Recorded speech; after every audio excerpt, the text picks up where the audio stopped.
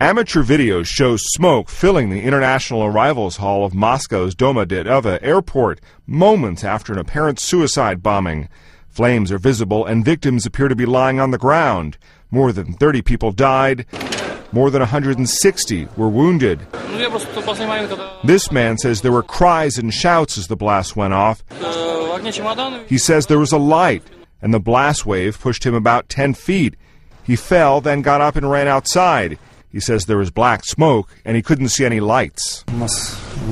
Russian President Dmitry Medvedev says early indications are that the bombing was a terrorist act. He also expressed his deepest sympathy to the families of those killed. Medvedev ordered authorities to beef up security at Moscow's 2 other commercial airports and other key transportation centers.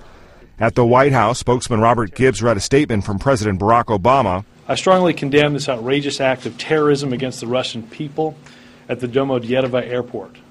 I want to express the solidarity of the American people with the Russian people in the aftermath of this premeditated attack against innocent civilians. The Russians are pretty good at security when they focus on it. AP Stephen Hurst once served as Moscow bureau chief. But on the other hand, they, like we in the United States, face this security threat, and there are so many opportunities for someone who is willing to blow themselves up that it's almost impossible to guard against them. Hurst says the bomber will most likely be traced to the Northern Caucasus region. He says Russia has been battling a nationalist uprising there for 2 centuries.